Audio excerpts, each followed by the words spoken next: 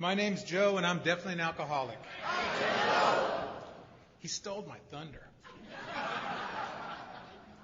Because, you got this red-headed, freckled black lady from South Carolina. Well, that kind of makes sense, but you look at your schedule and you say Joe in from Madison, Alabama, and this little Mexican gets up here. Now, what in God's name is that?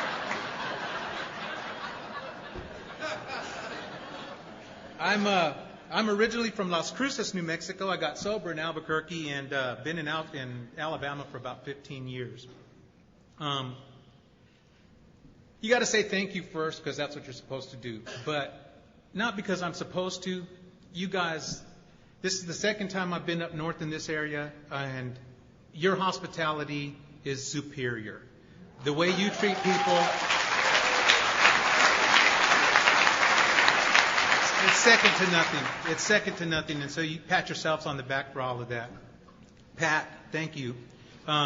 Cookie and I spoke at a conference, I don't remember about 5 or 6 years ago, and she told me, I'm going to get you to Gopher State Roundup. I'm going to get you to Gopher State Roundup. So, Cookie, thank you, and thank you, Pat, for asking me, and thank you for the committee and everybody else. Now, Angie, man, God, I could just say ditto and sit down.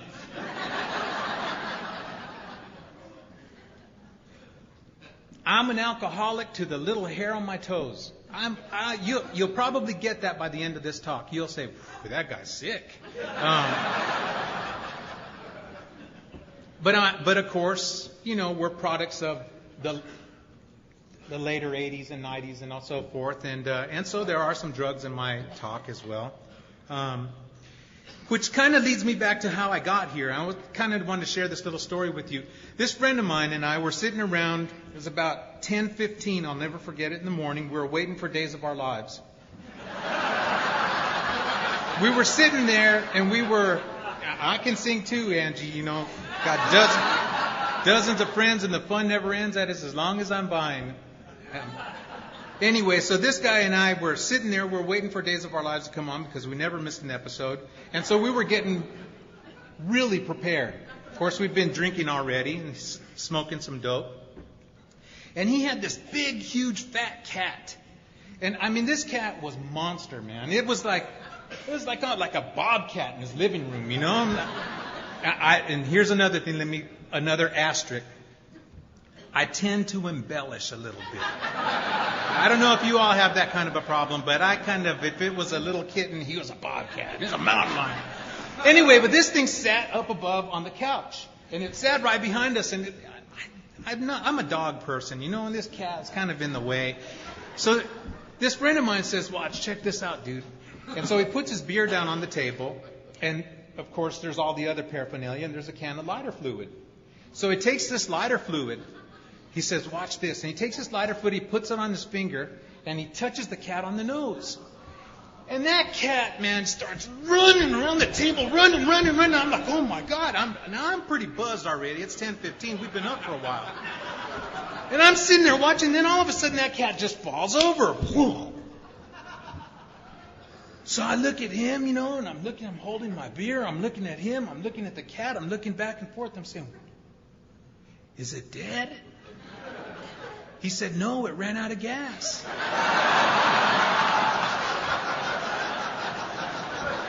I ran out of gas on March 17th of 1987. I just ran out of gas.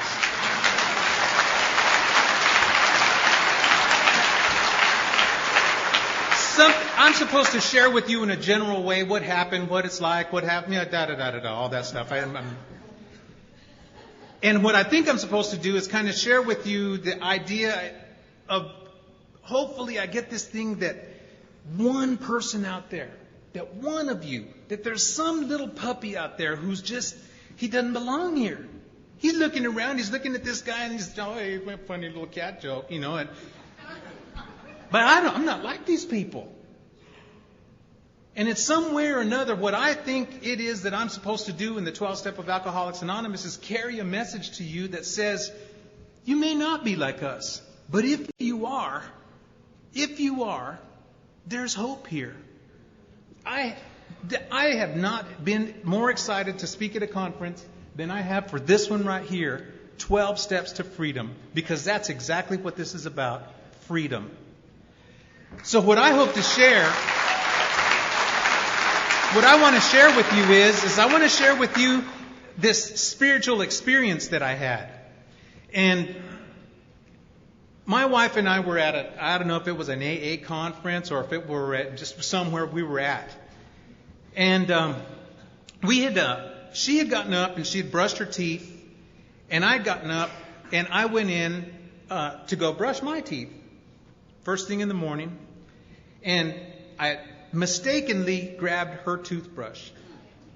Now listen, where's Angie? Oh, yeah, right. Don't act like you never done that. You know, when you slept over where you weren't supposed to be and didn't have your own toothbrush? You know what I'm talking about. And you got that mouth that's like... Well, I mistakenly picked up my wife's toothbrush. And I pick it up and I start to brush my teeth. And something is incredibly wrong with this scenario. Not the fact that I've got my wife's toothbrush.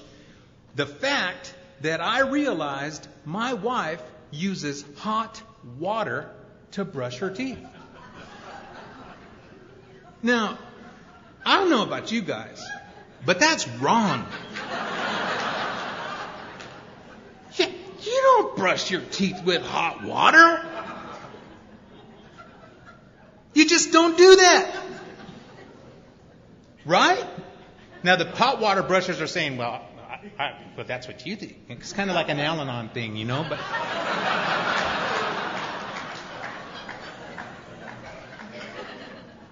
But if you're an alcoholic like me, you don't do that. Why? Because I said so. Pure and simple, because I said so. Because for me, it's just wrong to do it any other way. If you do it different than the way I do it. And I had a spiritual experience at that moment. I didn't run to her and tell her how wrong she was. I didn't run to her to tell her. I just thought to myself, you know what? There is no right or wrong way to brush your teeth. Hot water, cold water, it doesn't matter. What I hope is that I share with you through my experience, strength, and hope that maybe if you think you're different, you're not. And that maybe, just maybe, there's another way to look at this kind of deal. And that maybe you might have a spiritual experience or psychic change that says, I'm going to brush my teeth with hot water tomorrow. Now, you won't do it. Now, I'm from Las Cruces, New Mexico, way down south. We're about 35 miles north of the border. Now, I have known since I was a I don't know. I say when I was a little kid, but somewhere along the line, I always knew that there was something different about me. I didn't fit like most people. You see, where I come from, we don't have a birthday party. Birthday party's on Saturday night. It's Joe's party. You know, hey, everybody's going to come over for Joe's party. But we don't have a party. We have a fiesta. It's like the party's on Saturday and they tap the keg on Wednesday. You know? They're going to kill a pig for this little 3-year-old boy. And there will be far more adults at this party for this 3-year-old than there will be kids. And and the women will be inside and they'll be rolling out the tortillas and making the beans and rice, and the men are outside, and the men are outside with that beer. And they're out there with that keg, and they're out there and that pig sitting in that trailer, and he's getting ready to take that bullet, you know, and the guys are sitting out there talking. Now, I really, for some reason or another, I used to sit out there and I would gawk at these guys, and I would look, and there was my hero. There was my Uncle Bob. And there was Uncle Billy, there was Johnny and Leo, and they were sitting around saying, and as they passed that beer around, I noticed something always happened. It seemed like the level or the intensity of the party always got a little bit bigger, a little bit more louder. And it seemed like somebody had a bigger point to make. And the fish got bigger, you know. And then all of a sudden, my Uncle Bob is over there, and he's talking about, I was sitting up there, and I was sitting on that rock, and they're talking about that big deer hunting story, and I'm sitting there, and I'm looking down at him, and there he is. He's this big old 18-point monster, man. And I'm getting ready to take my shot, And the gun jams. So I'm sitting there and my little heart's going, what'd you do, Uncle Bob? What'd you do? What'd you do? He said, I jumped on him and I stabbed him. Oh! Everybody's, oh my God, you stabbed them. Uncle Bob doesn't just kill deer, he chokes them. And I'm sitting there and I'm thinking to myself, deep down inside of me, I'm thinking, man, I just want to be like my Uncle Bob. If I could just be like Uncle Bob, God, when I get big, I want to be like Uncle Bob.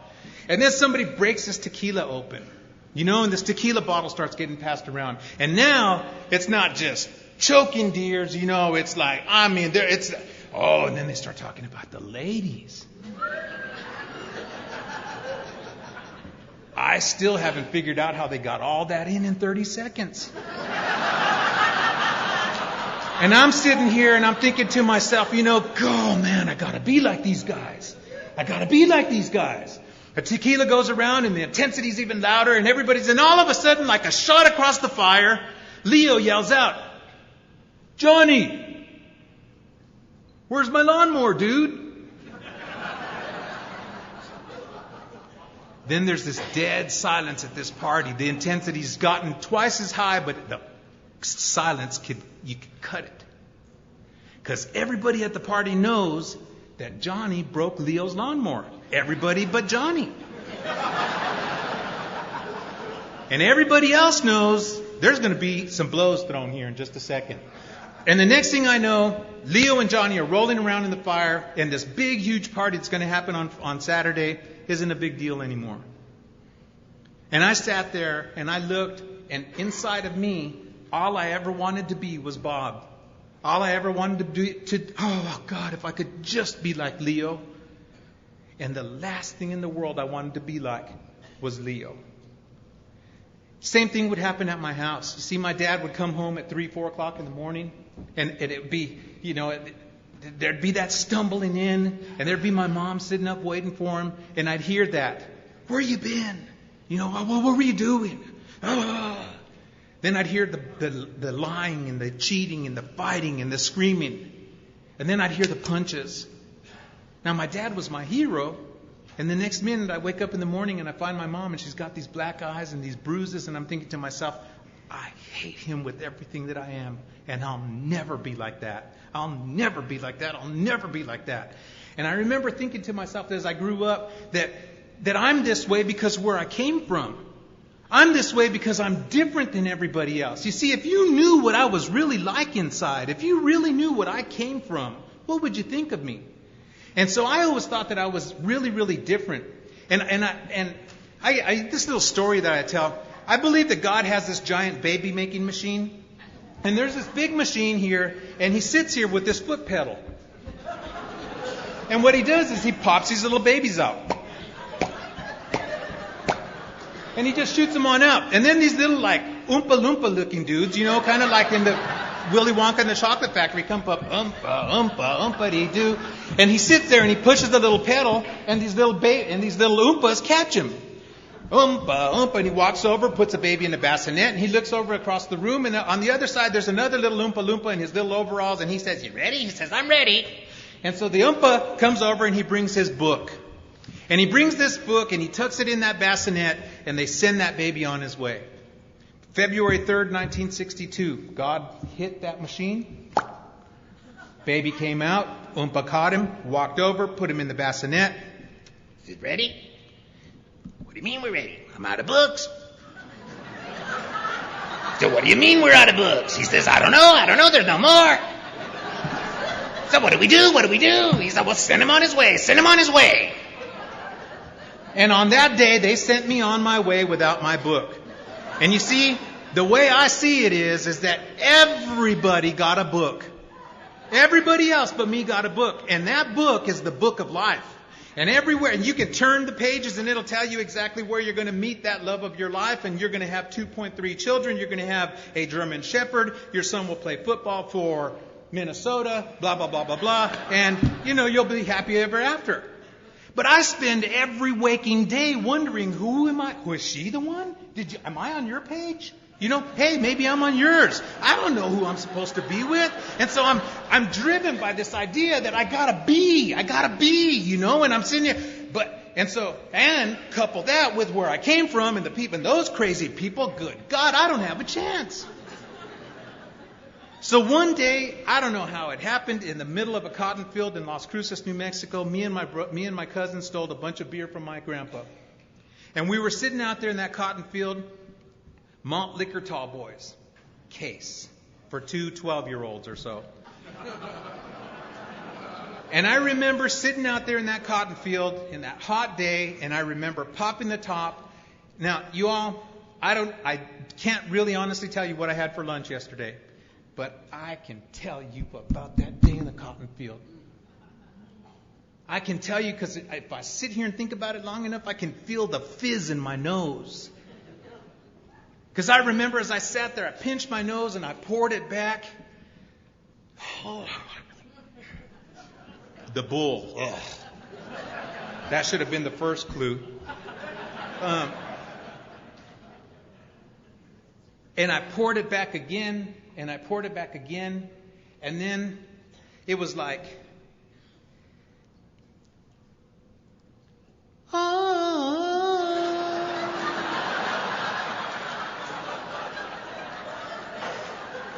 it was like the clouds opened up.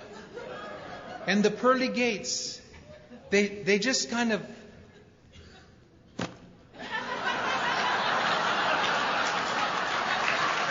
dropped that book. And I got cozy. And I got comfy. And for the first time in my life, I didn't feel like something was wrong inside of me. For the first time in my life. You see, I didn't know that I was restless, irritable, and discontent. You don't know that. You're 12 years old, man.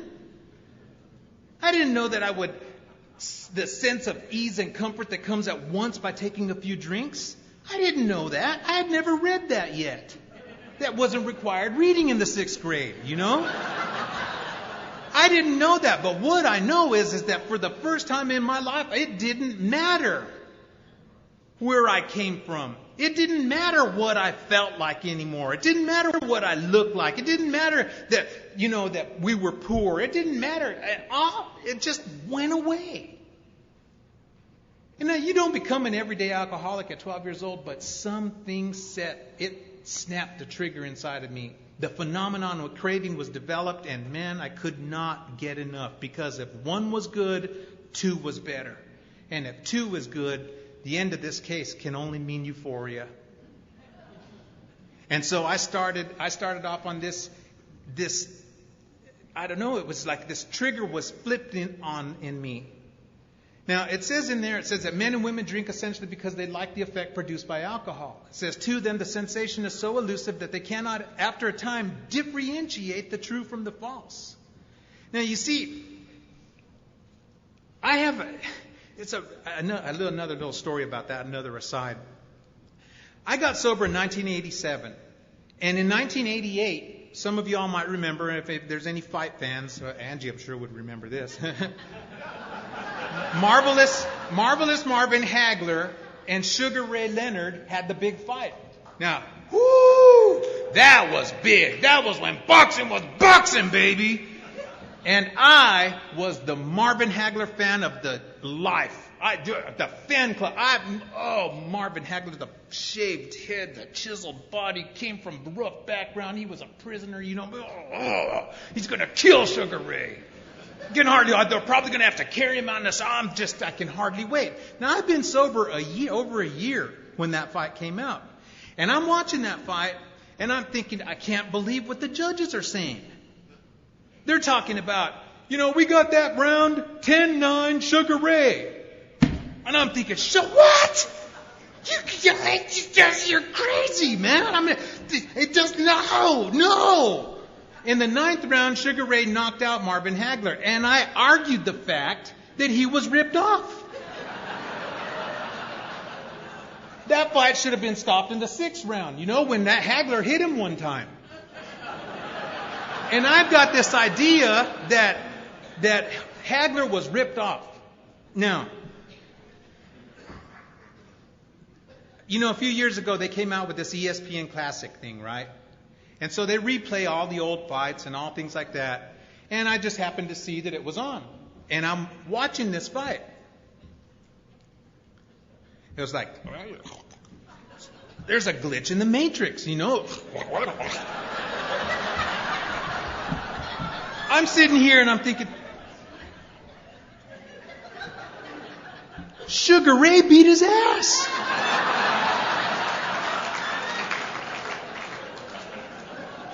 But I'll tell you this, I'd go to the grave. I would have gone to the grave defending Marvin Hagler. I would have gone to the grave. You see, I'm driven by 100 forms of fear, self-delusion, and self-seeking, self-pity. I step on the toes of my fellows, and they retaliate seemingly without provocation. I'm defending something that I perceive to be a certain way because it's the way I want it to be. You don't brush your teeth with hot water. Hagler won that fight. Yeah, he got knocked out, but that's just a minor detail. Men and women drink essentially because they like the effect produced by alcohol. To them, the sensation is so elusive that they cannot, after a time, differentiate the true from the false. And you see, I could no longer differentiate the true from the false. And I thought that meant when I was drinking. But I was a year sober when that fight happened. And I was 15 years sober when I saw the replay. And the whole time I was sober, I'd have defended Hagler. Now, the reason I share that is because this is just one little boxing match of my life. Oh, think about when Celeste dumped me for the prom. Think about how my football coach called the wrong play when I told him what we should have done. Think about how my boss gave somebody else the promotion instead of me because I didn't show up that day. And on and on and on and on. You see, my life is an alibi. My life is a rationalization. I make excuses for everything. I'm this way because I'm Mexican. Don't you get it? I'm this way because of Uncle Bob. I'm this way because Celeste. I'm this way because of Hagler. There was always something in my life. Always something in my life that I'm always defending. I always look for this way to try to find my way through things, but I can't figure it out. I'm always trying to manipulate the outcomes. I got this idea that somehow inside of me, if I could only fix. My most favorite sentence in the book Alcoholics Anonymous says, "Is he not the victim of the delusion that he can wrest happiness and satisfaction out of this world if only he manages well?" I got this idea that says if I could only manage, if I could only fix things right, then I won't be this way anymore. I got sober in the back of a 1987 banana yellow LTD. In 1981. I'm sorry, I got sober in 87. It was an 81 LTD Ford station wagon. Y'all remember them? The ones, the big old woody panels on the side and stuff. That was my house. You could tell this house because it was crashed in on all three sides. I had to crawl out of the back window to get in to drive it. Now, I get sober, and I've got a few years in. Things have gotten good, and I've got this job, and I've got credit. Figure that. And I go and I buy this brand new truck, brand new S10 this little Chevy small truck, extended cab, CD player, power windows, cruise control, 3 miles. Smell a new car, full tank of gas. And, I just...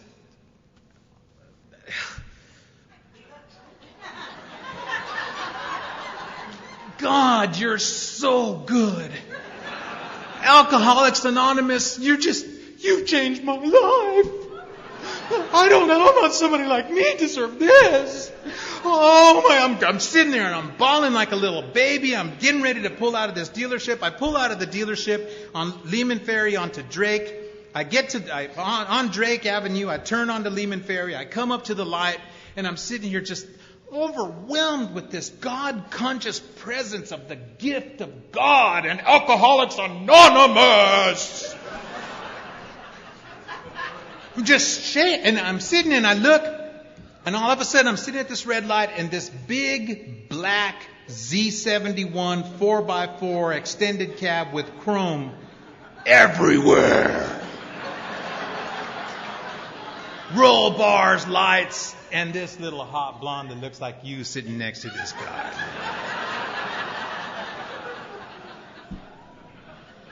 And I'm sitting in my little truck thinking,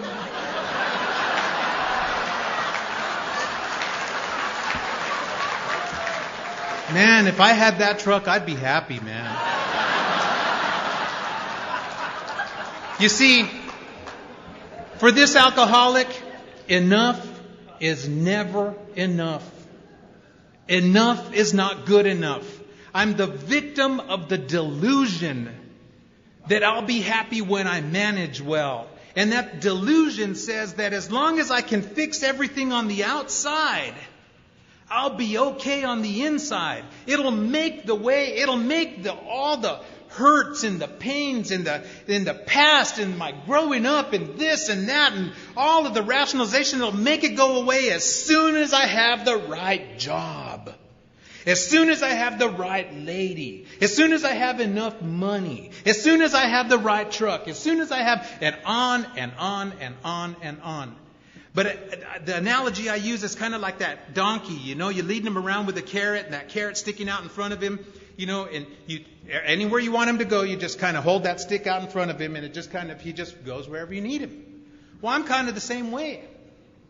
See, I've got this carrot hanging out in front of me and it just leads me where I want to go.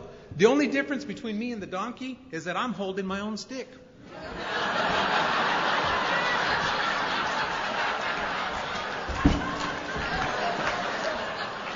And every time I think I'm just close enough, it moves again.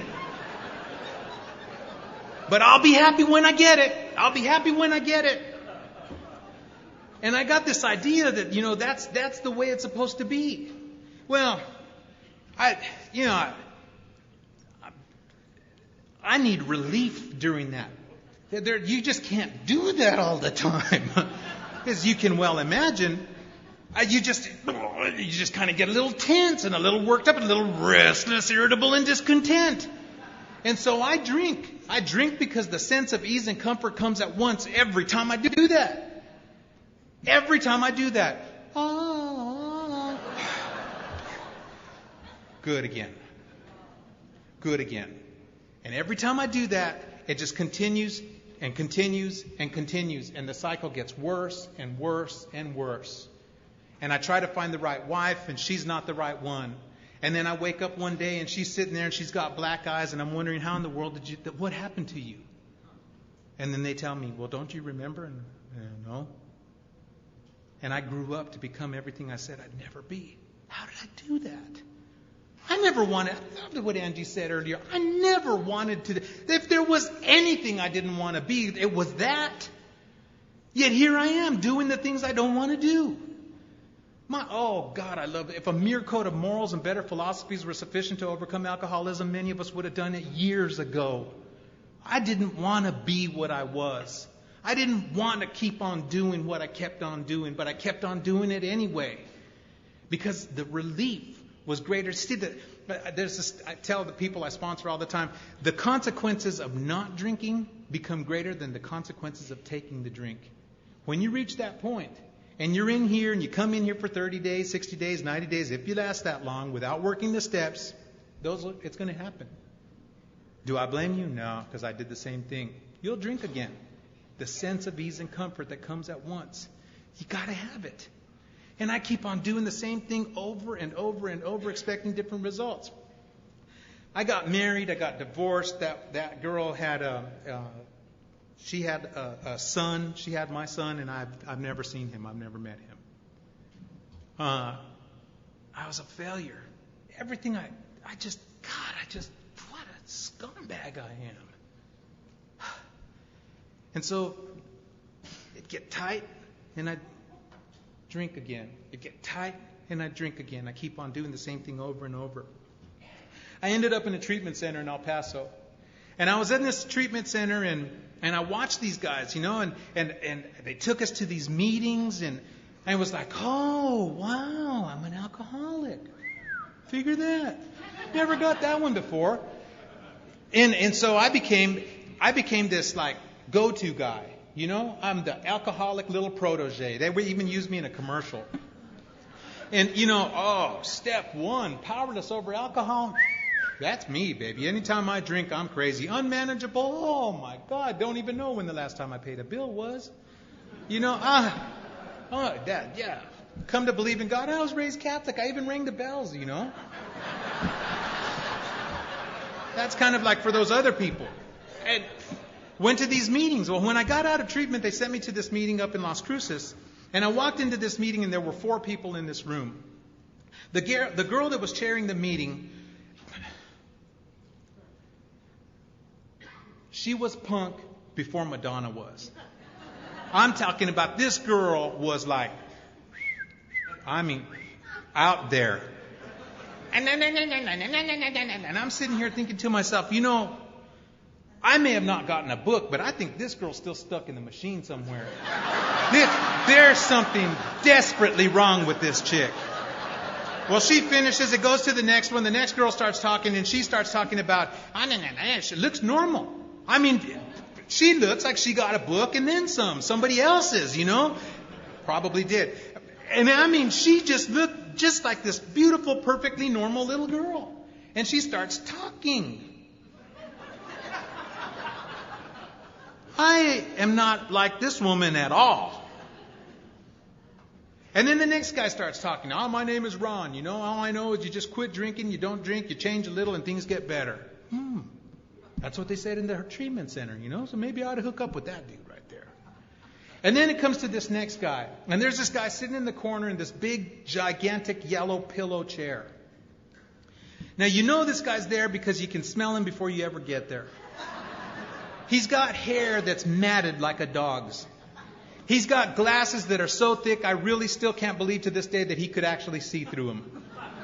They had black tape on the nose piece and on both sides. My name is Bob, and I'm an alcoholic. I'm the last of the real hobos. I'm sober by the grace of God.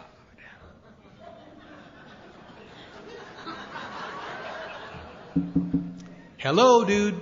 You are an alcoholic, man.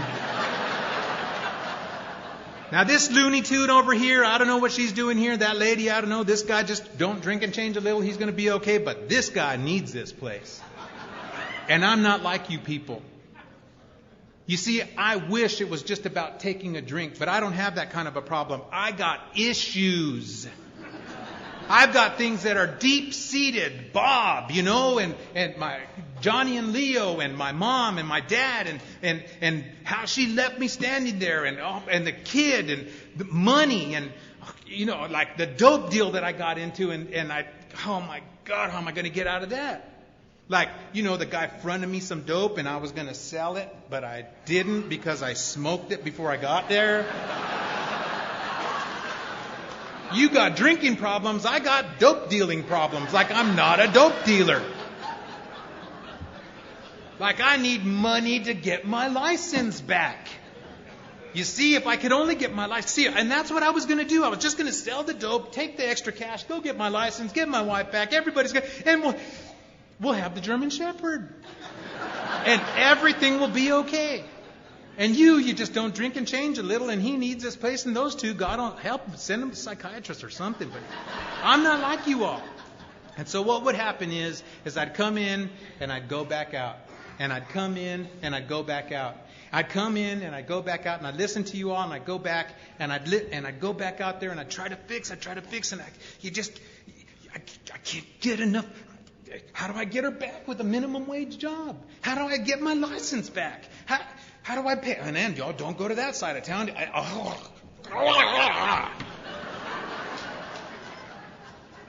Now, and I'm going back. I'm in and out, in and out, in and out, in and out. And I've got this idea that somehow or another, if I could just fix it all, then it'd be okay.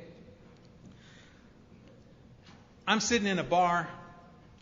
Funny thing about that. I'm sitting in this bar, and this little girl walks up to me, grabs my hand, and says, "You're Mexican, let's dance." I said, "Hell, let's get married, and I'll beat the hell out of you, and you can have my kid, and I'll never see you again either." She said, "Okay."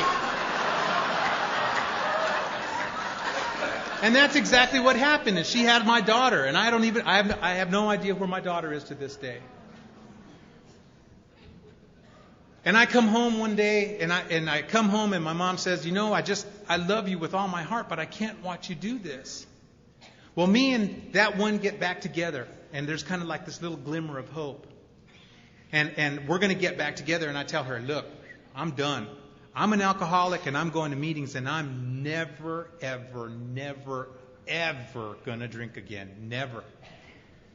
So she says, "Okay, well, if you'll not drink, then okay." She said, it's when you drink, you're crazy, man. I said, "Yeah, I know. But you're not so bad when you smoke pot." Really? Thank you, higher power, And so it was God's will, I'm sure. And so now I'm going to meetings. I'm smoking a little pot now and then, and just working minimum wage. I can't even afford to buy diapers. I can't drink. I don't know where she doesn't want to move in with me, but I can't move her in with me in my car.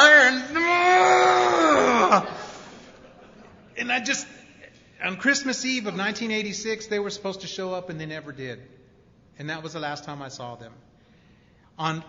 Now, the thing that was different is that this time I started taking Antabuse. I said, I can't drink. I can't drink. I can't drink. So I'm going to eat these little white pills, go to these meetings, and I'm not going to drink. So I'm taking these white pills every day. And New Year's Eve comes along, and the consequences of not taking a drink were greater than the consequences of taking a drink. And I sat there and I rationalized, and I thought to myself, well, surely one drink on Antabuse can't hurt. Not one. And I share this every time I speak.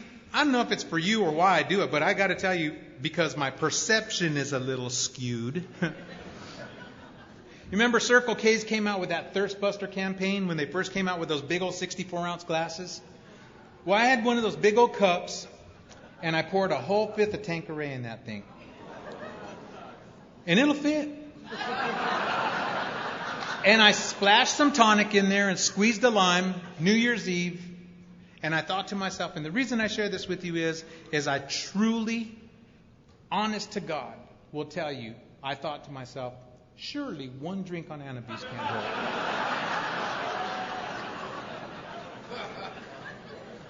And I hit that thing, and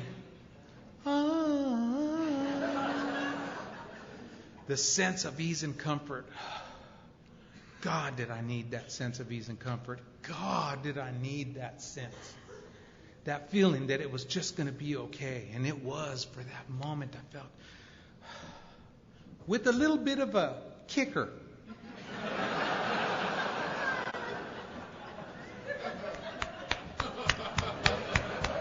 I don't remember that happening the last time I drank. And I'm thinking, oh my God, I'm starting to shake all over it. I call it's like the preludes to mushrooms, if any of you have ever had that little deal. The hairs on my arms, they were just like standing up in my butt. And I started getting these red bumps all over me, and I pulled my shirt up and oh my God. And my heart feels like it's going to blow out of my chest. Then the next thing I know, it feels like somebody hits me with a baseball bat in my belly, and I just start. Now, the clean version of this is that there was no orifice on my body left out. None. I laid there and I just absolutely thought I was going to die. I thought, oh my God. I'll never do this again. I'll never do this again. Oh. And I'll have you know, I quit taking Antabuse that next morning.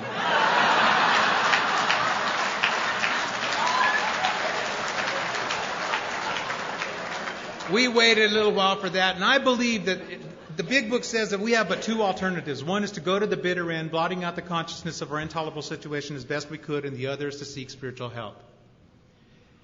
Now, those are two different surrenders. There'll come a time when you believe that you can still manage well. If I can just get my job back, if I could just do this, if I could do that. It's that second, I don't call it the second half of the first step, but it's that unmanageable part. As long as I think I can still manage, I'm okay. Or there's the time when you just say, I can't do this anymore.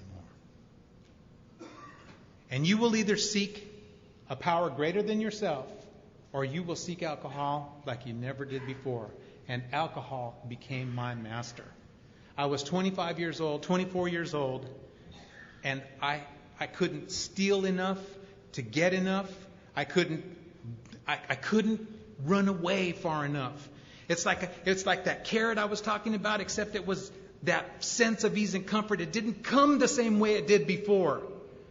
I couldn't get enough of it to make that all go away. It seemed like all of a sudden now everything that I had done that was so wrong and so bad to everybody else had outweighed that, and I couldn't outdrink it anymore. And I surrendered to alcohol, and I said, please take me away, please take me away, please take me away. And I couldn't. I'd come back to my mom's, and my mom would say, you know what, I love you with my heart and soul, but I cannot watch you kill yourself. Don't come back here anymore. And what happened was that somehow or another I ended up in my grandmother and grandfather's house. And I went, you can always count on Grandma, you know. I went to Grandma's, and I went in there and I said, Grandma, can I just take a shower? Oh yeah, come on in, mijo. Come on in, take a shower. Let me make you something to eat. And so I went in there. My grandpa was sitting in there, and he's watching a ball game. Now, you see, my mom and dad got divorced when I was 10 years old. And my grandpa stepped right on in. Now, there were heroes. There was Bob, and there was Johnny, and Leo, and Billy, and all those other guys. But there went no hero like my grandpa. Grandpa did it. He knew everything. How did he just know that? He knows everything about everything. He just does everything. I saw him hit him. He was driving a nail and hit his thumb, and just the hammer bounced out of his hand, you know. Oh. You know, that's my grandpa. And I'm sitting in there, and my grandpa, he drinks a little. And I'm sitting in there, and he's drinking, and I haven't drank all day. I'm sitting there, and I just wanted to rest. I just wanted a little breath. Just to take a shower. You see, Bob, he stunk. And I wasn't like him. But now I was getting more and more like Bob every day. I'm sniffing the clothes out of this big old LTD station wagon to see what I'm going to wear that day. And I come over to this, and I go to my grandma's, and my grandpa's sitting there, and he looks over at me and says, you know what's wrong with you, man? Oh, no. What, Grandpa? You just got to be a man. You just need to grow up, man. You need to go. And I'm thinking, inside of me, I'm thinking, don't you think I know that? I already know that. And so I got up, and he got up, and somehow or another, I don't know what happened. We brushed each other, and he said, yeah, you know what you need? You need a part of me, man. I'm like, Grandpa, I'm not going to fight you, Grandpa. No, you know, and so I said, I'm leaving, and my grandma's screaming, and he's yelling, and everybody's just yelling like crazy, and we go outside, and he's yelling at me, and my grandma gets in the way, and he punches and hits my grandma. And I don't know what happened, other than to tell you that something went off. And I don't know if it went off because of my grandpa and hitting my grandmother at that time, or if it was just that other side of that thing that says, I can't do it anymore. And I went off and I almost killed my grandfather. I beat him and kicked him. I broke his ribs. I kicked his eyes in. His mouth was hanging off. His teeth were broken. And he laid there in a pool of blood. And they had to pull me off of him or I would have killed him. And I left there and I thought to myself, is this what life is about? What is this deal? And I ended up in this little, I stole some money from this guy at a bar. Ended up in a motel room. A case of beer, a big old bag of weed, a bottle of Cuervo. And I just couldn't make it go away anymore. I couldn't make it go away anymore. I was physically drunk. I know that. I couldn't, you can't talk and fall over and stuff. But it seemed like the more I drank, the more clear this drummy expletive life was of mine. And I called my mom and I said, Mom, this is it. After tonight, you'll not have to worry about me anymore. And, people talk about that cry about, he was going to kill himself. It's just a cry for help, or just he needs the attention. I wanted to die. I was going to die. This motel was right next to my mom and dad's house, and I went over to that motel room. I saw them leave, I guess to go look for me or whatever it was. I went back over to their house. I grabbed one of my dad's guns. I went back to that motel room, and I sat there and I thought to myself, when I finish this bottle, I'm going to do this deal. And then all of a sudden, it was like, I call this my Alice in Wonderland experience. The first lady in the treatment center, the first treatment center that I went to, her head was floating around the room. Jails, institutions, and death. Oh my! Jails, institutions, and death. Oh my! Jails, institutions, and death. Now I make that humorous today, but it wasn't all that funny at that moment, as you can well imagine. And I realized that they weren't talking about the jails I'd been locked up in for the fights and the DUIs and the domestic issues and all this other stuff. That's not the jail they were talking about. They were talking about this jail. You don't brush your teeth with hot water.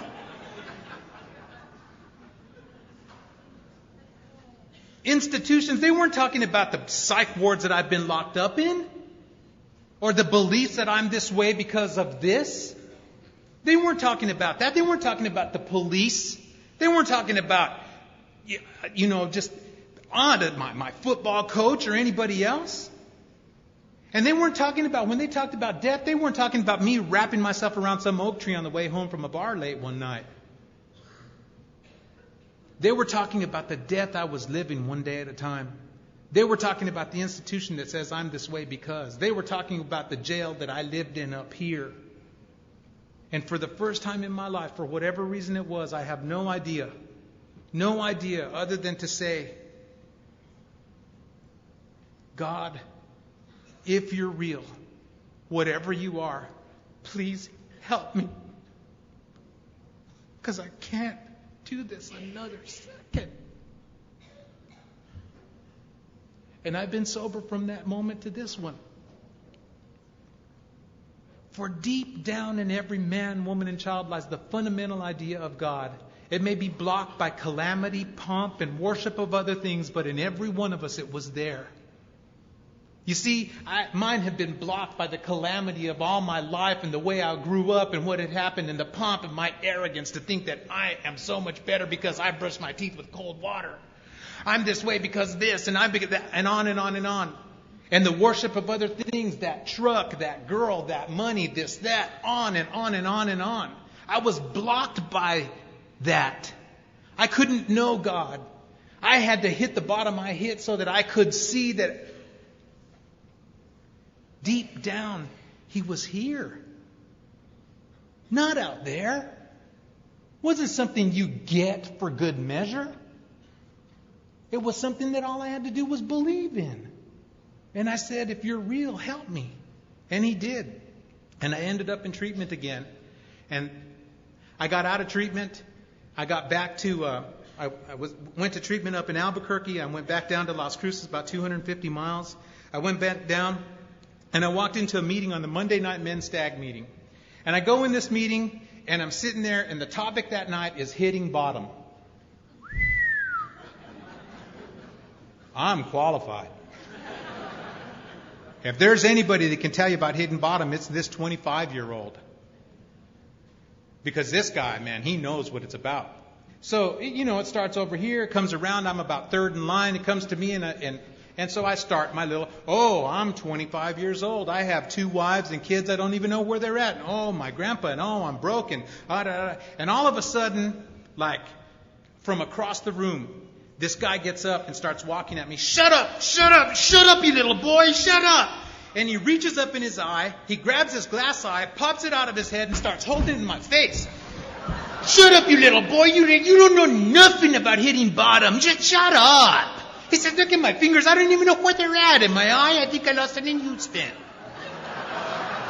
He says, I've been in Skid Row for 28 years. 28 years I live in Skid Row, and you come in here and talk about your little girlfriends? You know nothing about hitting bottom.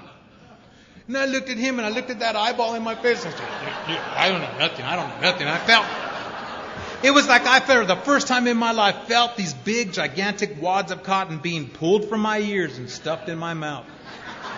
And I sat there and I listened to him and I said, yes, sir, yes, sir. That next morning, I went to the Arid Club and Ken C. was standing behind that counter. And I asked him, I said, Ken, will you be my sponsor? And he looks at me, he said, no way.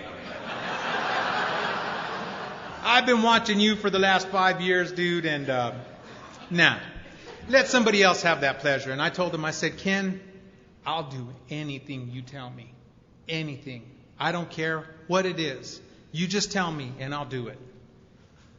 And he looked at me and reluctantly he shook his head. He says, the day you don't do what I tell you, you call me with the name of your new sponsor. I said, okay. He said, the first thing I want you to do is I want you to go to meetings and I want you to not drink in between. He says, if that means you have to go to an 8 a.m. meeting and then go again at noon because you're not too sure whether you'll make it from 8 a.m. to 5, then you go at noon. And if you can't make it from 5 to 8 or from noon to 8, then you go at 5. And on the weekends when we got those 10:30 and 12 o'clock meetings, he said, I suggest you be there. Go to meetings and don't drink in between. Okay? And then he took this book and he said, we're going to sponsor you, and we're going to use the book Alcoholics Anonymous. And he opened it up to the preface in the very first page. It says, we're 100 men and women who... My God, I can't believe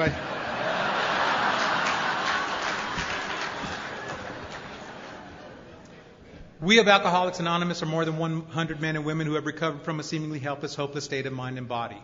To show other alcoholics precisely how we have recovered is the main purpose of this book. And we are going to be precise about this book. Any more would be my ego. And there's no room for ego in this, Joe. We're going to use the book Alcoholics Anonymous. And I say this very arrogantly, and I do it every time I talk because I just believe it with all my heart. If you are sponsored in Alcoholics Anonymous without the book Alcoholics Anonymous, you're not sponsored.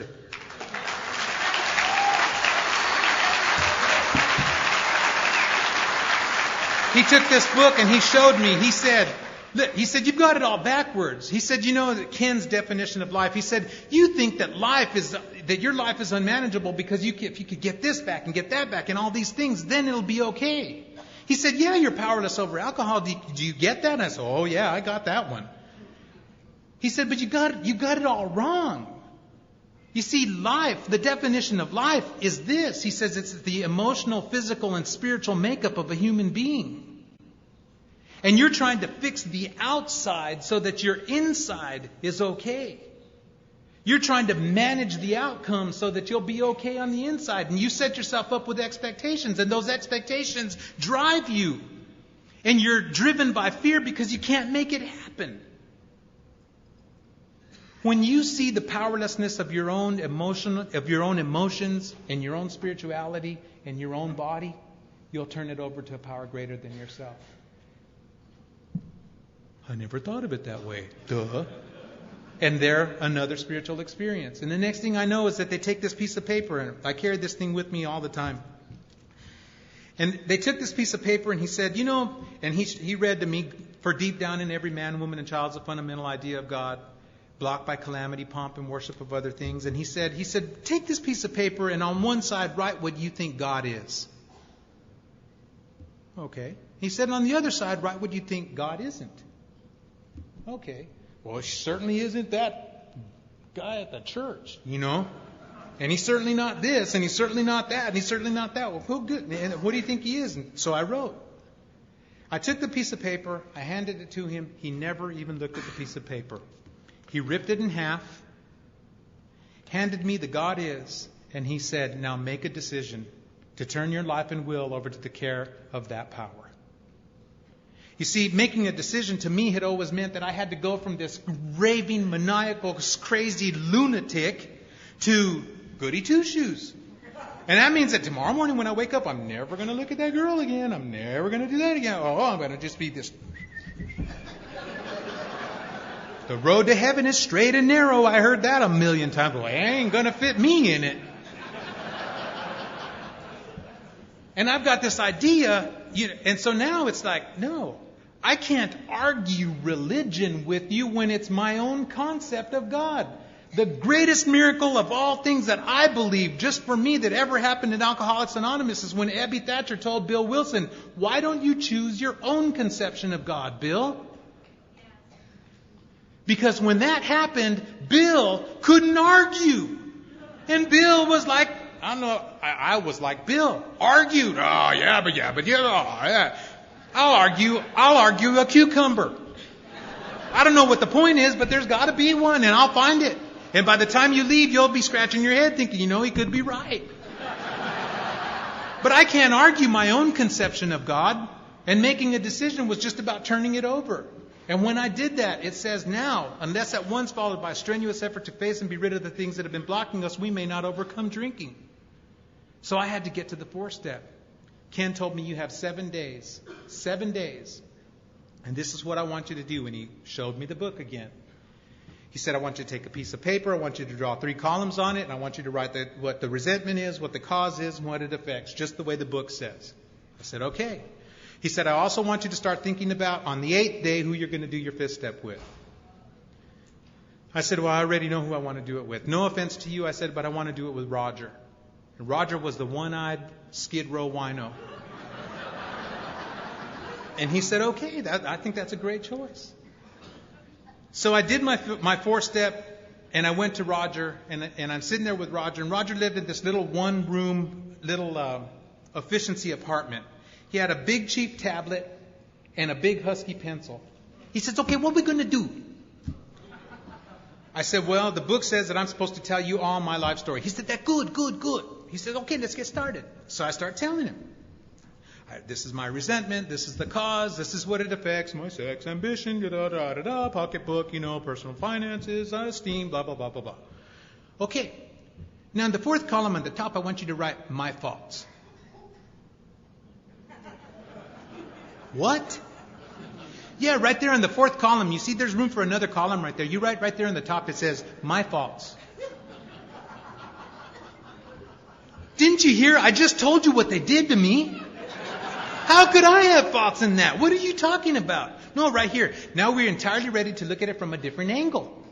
We saw what part we played, where we were selfish, dishonest, self-seeking, and you see right there in the book, it says it. And all of a sudden I thought, well, maybe Ken and Roger conspired against me, And so he said, where are you at fault? And I sat there and I didn't have a fault. How old were you when that happened? He said. I was like 5 or 6. He said, how old are you now? I said, 25. He says, for 20 years, you've been using that to justify your life, to justify things in everybody, and then use it against everybody else, and you got no faults? I didn't look at it that way.